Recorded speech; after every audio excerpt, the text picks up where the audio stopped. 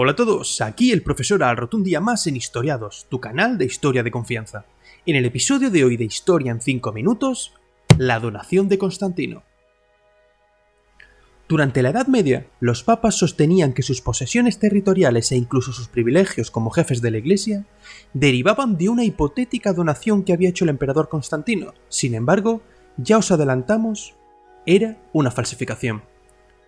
Se apoyaban en que en el año 314 después de Cristo el emperador Constantino había contraído lepra, ya que Dios le había castigado por las persecuciones que había realizado sobre los cristianos. Los sacerdotes romanos, paganos a ojos de los piadosos medievales, le habían dicho que se sanaría si se bañaba en la sangre de 3000 niños inocentes. Sin embargo, Constantino no pudo hacerlo tras ver el llanto de sus 3000 madres. La historia continuaba pues con un sueño del emperador en el que aparecían los santos Pablo y Pedro, quienes le aseguraban que si se sumergía en un espacio concreto que le iba a indicar el papa del momento, Silvestre I, se sanaría. Esto no era sino un bautizo, pues recordemos que en estos momentos el bautismo cristiano era por inmersión y no tal como lo conocemos en la actualidad. El caso es que tras este bautismo se curó. Obviamente, tras este gran milagro, Constantino habría realizado un enorme regalo al papa Silvestre I, algo que heredarían también el resto de pontífices. Cedió el palacio imperial de Letrán, la corona, los atributos del emperador y los senadores, y sobre todo, le cedía la ciudad de Roma y todos los espacios que le pertenecían en Italia y Occidente. Pero pongamos esta falsa donación en contexto. A partir del año 476, el Imperio Romano de Occidente había caído bajo los propios problemas internos y la presión ejercida por los pueblos germánicos. El control de los antiguos romanos había dejado paso al poder germánico, y tan solo se mantenía el papado como fuerza autóctona.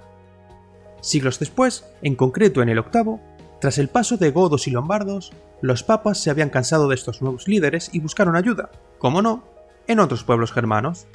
En la zona francesa reinaba la dinastía merovingia, con un poder tan solo nominal, pues realmente eran los mayordomos de palacio los que movían los hilos y tenían el poder. Entre ellos destaca Carlos Martel, quien frenó a los musulmanes en Poitiers, y Pipino III, más conocido como Pipino el Breve, quien logró instaurar en su propia persona una nueva dinastía, la carolingia.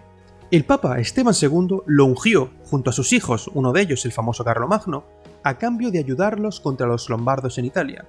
Así, los francos lo hicieron, conquistaron territorios italianos cumpliendo con la promesa de Pipino de restaurar los dominios de la Iglesia.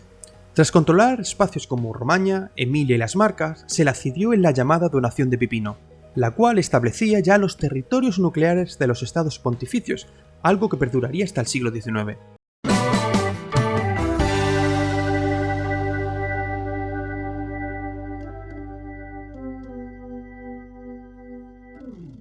Pero para los papas y sus allegados pareció no ser suficiente.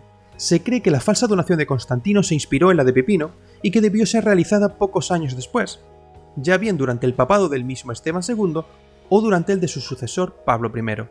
Así, con la creación de esta nueva donación, desde la Iglesia defendían que lo entregado en la donación de Pipino no eran territorios nuevos, sino que eran los que ya les pertenecían por derecho desde tiempos de Constantino. Sin embargo, no solo les sirvió como argucia legal para sus territorios, sino también para luchar contra sus opositores. Si bien en un primer momento serían los bizantinos, quienes aspiraban a controlar todo el territorio del antiguo Imperio Romano, luego serían los propios reyes y emperadores los que intentarían controlar a estos pontífices llenos de poder. Sin embargo, aunque les atacasen, los papas tan solo tenían que recurrir a esta donación para defender su autonomía. Sin embargo, los problemas aumentaban, sobre todo con la dinastía otónida en el siglo XII. Italia se vio imbuida en el enfrentamiento entre güelfos y gibelinos, es decir, entre partidarios del papa y seguidores del emperador. En este contexto de ataques, presiones y luchas entre ambos, la maquinaria propagandística papal actuó con dureza. Defendió que esa donación iba más allá y que daba supremacía al papa sobre cualquier emperador. Si bien desde comienzos del nuevo milenio se había acusado a la Iglesia de utilizar a su favor un documento falso, no sería hasta 1440, cuando Lorenzo Valla apareció, que no se pudo exponer la falsedad del documento. Este humanista estudió el texto y descubrió realmente que había sido escrito mucho tiempo después a Constantino. Encontró anacronismos, como era la referencia a Constantinopla, la cual no había sido fundada hasta 15 años después. También se usaban términos que no eran comunes en tiempos del Imperio Romano, como fue feudo, algo claramente medieval.